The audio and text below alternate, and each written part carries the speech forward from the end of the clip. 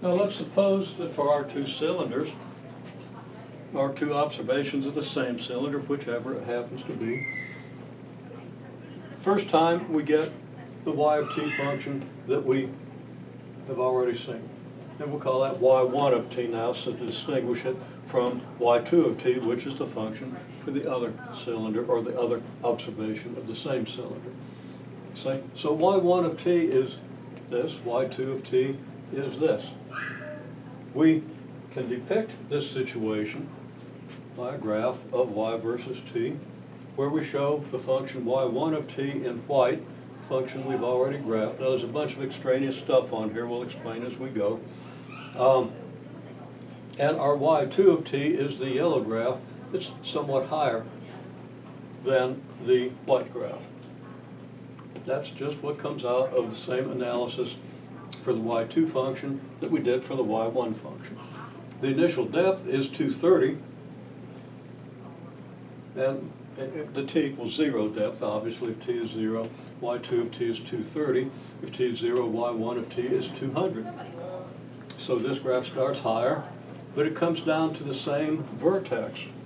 I manipulated these functions so they would have the same vertex. Now that's not what's usually going to happen, but that'll serve for an introduction to how we analyze these graphs.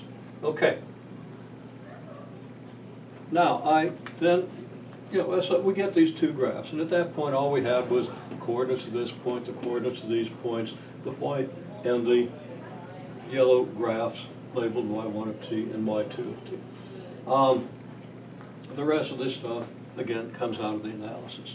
Then I state, now calculus students will, I hope, totally understand this statement, but if you haven't had calculus, I'd just say that if everybody had done their homework in this course, I would have been able to give you a good introduction of why this is the case.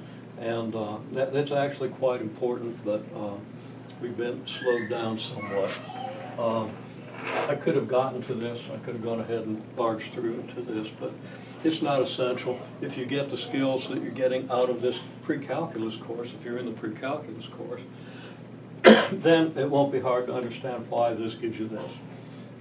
And you will almost certainly derive that early in your second semester calculus course. You're well prepared to do that. We just can't do it in this course, unfortunately. Okay. If you've had calculus, you know this is just the derivative of this, and that's what you're going to learn in applied calculus, if you take applied calculus.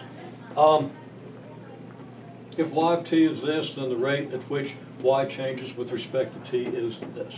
Just a simple formula. If you know what a, b, and c are for a quadratic function, you can find the v of t function, the rate of change function, which is actually giving you the speed at time t at which the water is descending.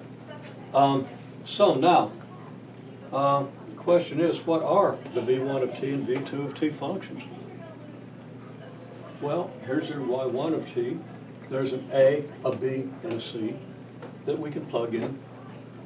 We can plug in for a, we can plug in for b, and we don't need c. It doesn't even occur in the rate of change function. And if you've had calculus, you should understand why that is in many different ways. There's a shrieking kid out in the hall. I'm going to pull the door a little bit.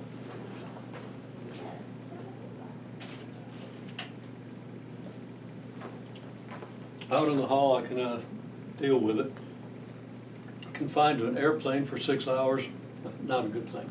So, fortunately, I'm not confined to an airplane, or I'd be somewhat discontent. Okay, well,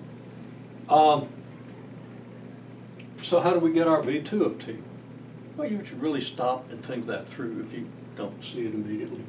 And hopefully you've done so if necessary. But, you know, right there's our a, there's our b, there's our c for our y2 function. The v2 function is implicitly the rate of change function that corresponds to the y2 function. And we just plug these numbers in for a and b, and we get this.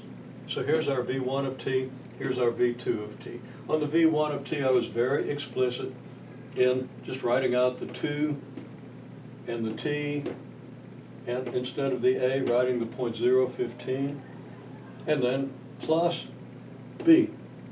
b being -3, and then do the arithmetic, and v1 of t is 0.03 t minus 3. v2 of t is 0.036 t minus 3.6. So now we have our v1 and v2 functions, and I'll observe that these are the rates of change of y with respect to t. So for any t, you can plug that value of t into your v1 of t and or v2 of t functions, and into your y1 of t, y2 of t functions, and determine the slope of each graph at that time. Also, the speed with which the water is descending at that time. Okay, well, we'll go on with another question in a minute here.